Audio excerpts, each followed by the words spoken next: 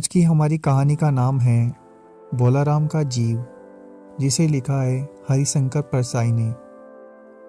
आइए सुनते हैं। ऐसा कभी नहीं हुआ था।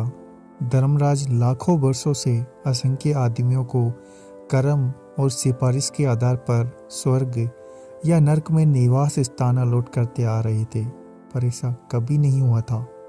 सामने बैठे चित्रगुप्त बार बार चश्मा पोंछ, बार बार थूक से पन्ने पलट रजिस्टर पर रजिस्टर देख रहे थे। गलती पकड़ में ही नहीं आ रही थी। आखिर उन्होंने खींचकर रजिस्टर इतने जोर से बंद किया कि मक्खी चपेट में आ गई।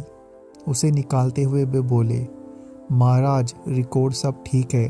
बोलाराम के जीव ने 5 दिन पहले देह त्यागी और यमदूत के साथ इस लोक के लिए रवाना भी हुआ, पर यहाँ अभी तक नहीं पहुंचा। धर्मराज ने पूछा, और वह दूत कहाँ है? महाराज, वह भी लापता है। इसी समय द्वार खुले और एक यमदूत बदहवास वहां आया। उसका मौलिक कुरूप चेहरा परिश्रम, परेशानी और भय के कारण और भी विकृत हो गया था। उसे देखते ही चित्रगुप्त चिल्ला उठे, अरे तू कहाँ रहा इतने दिन? बोलाराम का जीव कहाँ है? यमदूत हाथ जोड़कर बोला, दया निदान, मैं कैसे बतलाऊं कि क्या हो गया। आज तक मैंने धोखा नहीं खाया था, पर बोलाराम का जीव मुझे चकमा दे गया। 5 दिन पहले जब जीव ने बोलाराम का देह त्यागा, तब मैंने उसे पकड़ा और इस लोक की यात्रा आरंभ की। नगर के बाहर जो ही मैं उसे लेकर एक तीव्र वायु तरंग पर सवार हुआ, त्यों ही वह मेरी चंगुल से छूटकर न जाने कहाँ गायब हो गया। इन 5 दिनों में मैंने सारा ब्रह्मांड छान डाला, पर उसका कहीं पता नहीं चला। धर्मराज क्रोध से बोला, मूर्ख, जीवों को लाते लाते बूढ़ा हो गया, फिर भी एक मामूली बूढ़े आदमी के जीव ने तुझे चकमा दे दिया।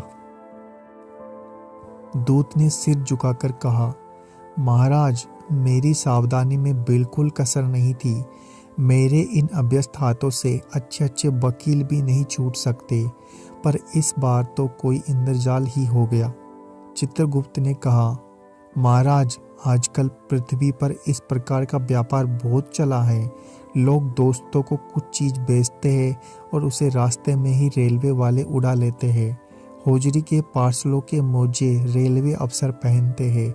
मालगाड़ी के डब्बे रास्ते में कट जाते हैं।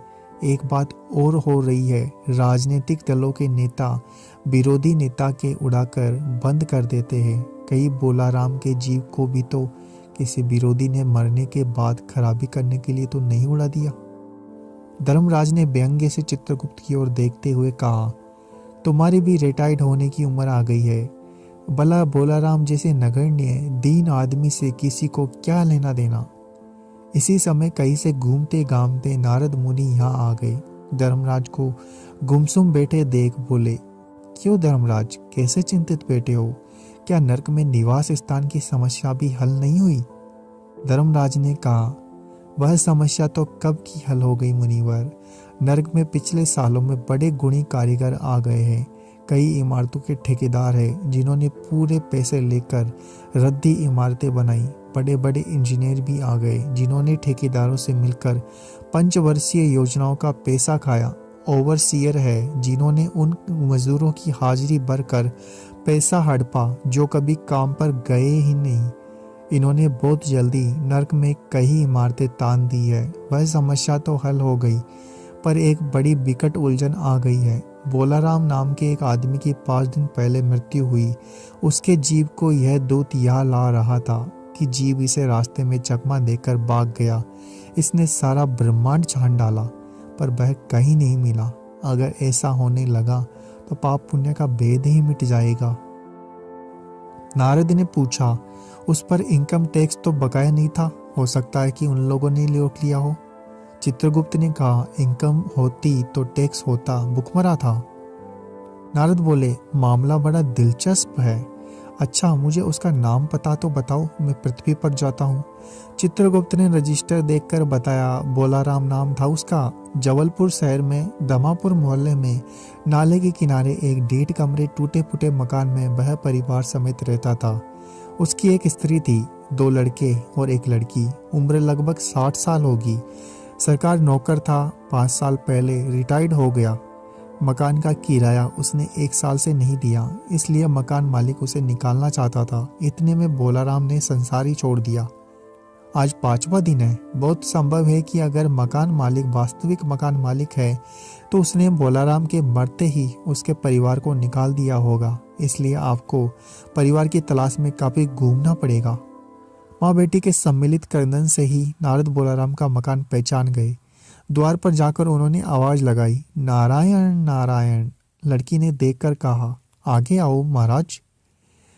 नारद ने कहा, मुझे भिक्षा नहीं चाहिए, मुझे बोलाराम के बारे में कुछ पूछताछ करनी है। अपनी माँ को जरा बाहर भेजो बेटी। बोलाराम की पत्नी बाहर आई। नारद ने कहा, माता, बोलाराम को क्या बीमारी थी?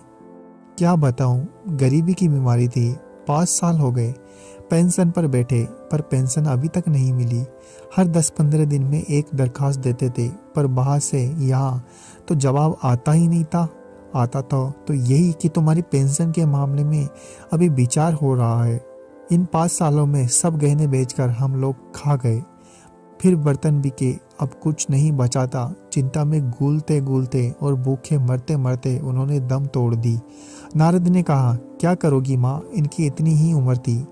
ऐसा तो मत कहो महाराज, उम्र तो बहुत थी। 50-60 रुपए महीना पेंशन मिलती थी तो कुछ और काम कहीं करके गुजारा हो जाता, पर क्या करे। 5 साल नौकरी से बेटे हो गए और अभी तक एक कौड़ी नहीं मिली। दुख की कथा सुनने की फुर्सत नारद को भी नहीं थी। वे अपने मुद्दे पर आए। माँ, यह तो बताओ कि यहाँ किसी लड़के ने उनका विशेष प्रेम था जिसमें उनका जी लगा हो? पत्नी बोली, लगाव तो महाराज बाल बच्चों से ही होता है। नहीं, परिवार के बाहर भी हो सकता है। मेरा मतलब किसी स्त्री ने गुर्राकर नारद की ओर देखा। बोली, अब कुछ मत बको महाराज, तुम साधु हो, उचक्के नहीं हो। जिंदगी भर उन्होंने किसी दूसरी स्त्री की ओर आंख उठाकर नहीं देखा। नारद हंसकर बोले, हाँ, तुम्हारा यह सोचना ठीक ही है। यही हर अच्छी गृहस्थी का आधार है। अच्छा माता, मैं चला। स्त्री ने कहा, महाराज आप तो साधु है, सिद्ध पुरुष है, कुछ ऐसा नहीं कर सकते कि उनकी रुकी हुई पेंशन मिल जाए, इन बच्चों का पेट कुछ दिन भर जाए। नारद को दया आ गई थी। वो कहने लगे, साधुओं की बात कौन मानता है? मेरा यहाँ कोई मठ तो है नहीं, फिर भी मैं सरकारी दफ्तर जाऊंगा और कोशिश करूंगा। बाहर से चलकर नारद सरकारी दफ्तर पहुंचे। वहां पहले ही से कमरे में बैठे बाबू से उन्होंने बोलाराम के केस के बारे में बातें की। उस बाबू ने उन्हें ध्यानपूर्वक सुना और बोला, बोलाराम ने दरखास्तें तो भेजी थी, पर उन पर वजन नहीं रखा था, इसलिए कहीं उड़ गई होंगी। नारद ने कहा, भाई ये बहुत से पेपर वेट तो रखे, इन्हें क्यों नहीं रख दिया? बाबू हंसा, आप साधु है, आपको दुनियादारी समझ में नहीं आती। दरख्वास्तें पेपर वेट से नहीं दबती। खैर, आप कमरे में बैठे बाबू से मिलिए। नारद बाबू के पास गए। उसने तीसरे के पास भेजा, तीसरे ने चौथे के पास, चौथे ने 5वें के पास। जब नारद 25-30 बाबुओं और अफसरों के पास घूम आए, तब एक चपरासी ने कहा, महाराज आप क्यों झंझट में पड़ गए? अगर आप साल भर भी यहाँ चक्कर लगाते रहे तो भी काम नहीं होगा। आप तो सीधे बड़े साहब से मिलिए, उन्हें खुश कर दिया तो भी काम हो जाएगा। नारद बड़े साहब के कमरे में पहुंचे। बाहर चपरासी ऊँघ रहा था, इसलिए उन्हें किसी ने छेड़ा नहीं। बिना विजिटिंग कार्ड के आया देख साहब बड़े नाराज हुए। बोले, इसे कोई मंदिर वंदिर समझ लिया है क्या? दड़दड़ाते चले आए, चिट क्यों नहीं भेजी? नारद ने कहा, कैसे भेजता? चपरासी सो रहा है। क्या काम है? साहब ने रौब से पूछा। नारद ने बोलाराम का पेंशन केस बतलाया। साहब बोले, आप है बैरागी, दफ्तरों के रीति रिवाज नहीं जानते। असल में बोलाराम ने गलती की। भाई, यह भी एक मंदिर है, यहाँ भी दान पुण्य करना पड़ता है। आप बोलाराम के आत्मीय मालूम होते हैं। बोलाराम की दरख्वास्तें उड़ रही है, उन पर वजन रखिए। नारद ने सोचा कि फिर यहाँ वजन की समस्या खड़ी हो गई। साहब बोले, भाई सरकारी पैसे का मामला है, पेंशन का केस 20 दफ्तर में जाता है, देर लग जाती है। 20 बार एक ही बात को 20 जगह लिखना पड़ता है, तब पक्की होती है। जितनी पेंशन मिलती है उतनी ही स्टेशनरी लग जाती है। हाँ, जल्दी भी हो सकती है, मगर। साहब रुके। नारद ने कहा, मगर क्या? साहब ने कुटिल मुस्कान के साथ कहा, मगर वजन चाहिए।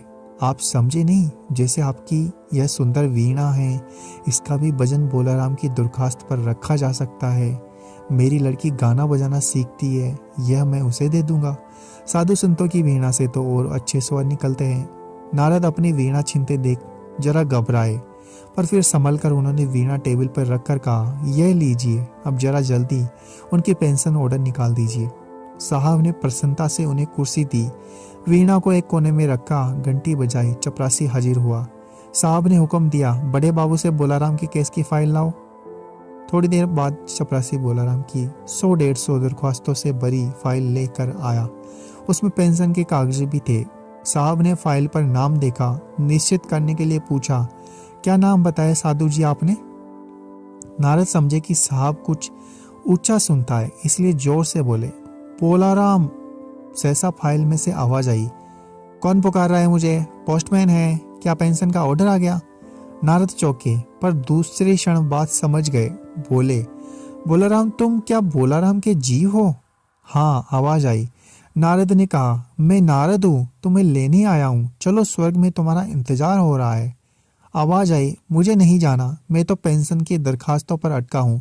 यही मेरा जन लगा हुआ है, यही मेरा मन लगा हुआ है। मैं अपनी दरख्वास्तें छोड़कर नहीं जा सकता। उम्मीद है आपको कहानी पसंद आई होगी। हमारे चैनल को सब्सक्राइब करें, वीडियो को लाइक और शेयर करना ना भूलें।